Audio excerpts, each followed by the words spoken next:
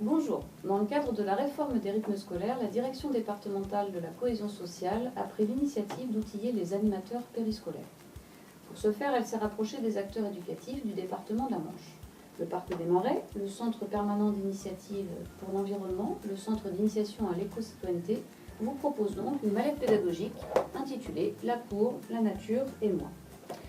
L'idée de cette mallette, on souhaitait valoriser ce qui se passe dans la cour d'école, lieu coutumier des enfants, espace commun dans lequel les micro-sociétés s'organisent déjà. Il nous paraissait utile que les animateurs puissent sensibiliser les enfants et leur apprendre à vivre ensemble, d'autant plus que cet espace est à proximité de l'école et facilement utilisable par ces mêmes animateurs.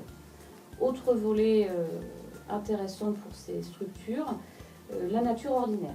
Comment s'approprier cette nature ordinaire qui est souvent à proximité de la cour, qu'on ne voit plus, qu'on ne connaît pas, sans avoir de compétences naturalistes au départ. Donc pour ce faire, rien de mieux que partir en balade avec un sac à dos. Donc dans ce sac à dos, on trouvera le fameux classeur pédagogique que je viens de vous évoquer. Alors comment organiser ce classeur? Assez simplement.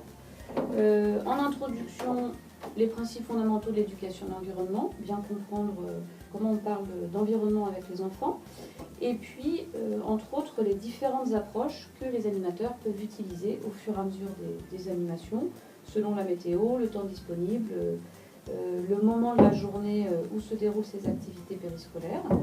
Et puis, on trouvera un tableau récapitulatif. Dans ce tableau, les 3 thèmes abordés par la mallette: la cour d'école, coin de nature et compagnie, les oiseaux aux abords de l'école. Pour traiter ces 3 thèmes, évidemment, un petit peu de matériel a été fourni dans le sac.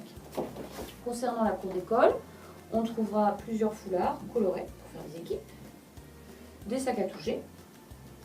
Si l'on veut aborder les oiseaux, nous trouverons un petit guide de reconnaissance simplifié des oiseaux au jardin, un petit mémo nature pour des activités en intérieur si la météo n'est pas très bonne, et puis des petites fiches outils correspondant à certaines fiches d'activité avec par exemple des petits mobiles d'oiseaux, il y a des masques d'oiseaux pour faire un peu de bricolage avec les enfants.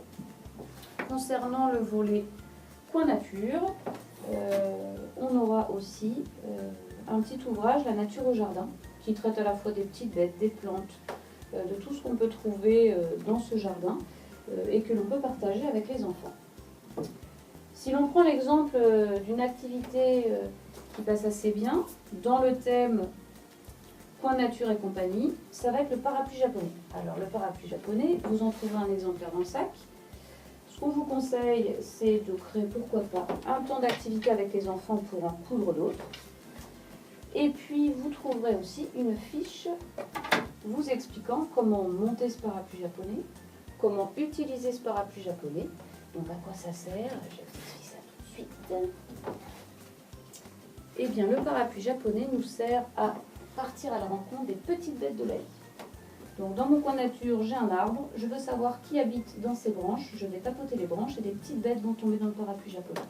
Ce qui promet quelques parties de fou rire et d'apprentissage de ces petits animaux qu'on a juste à côté de chez nous, grâce à cette activité. Si vous souhaitez emprunter ces petites mallettes, il y a 3 endroits dans le département.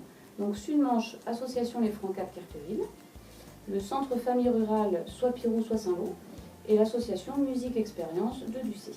Espérons que ce petit moment vous aura donné envie d'utiliser cette mallette. Bonne exploration à vous et à très bientôt.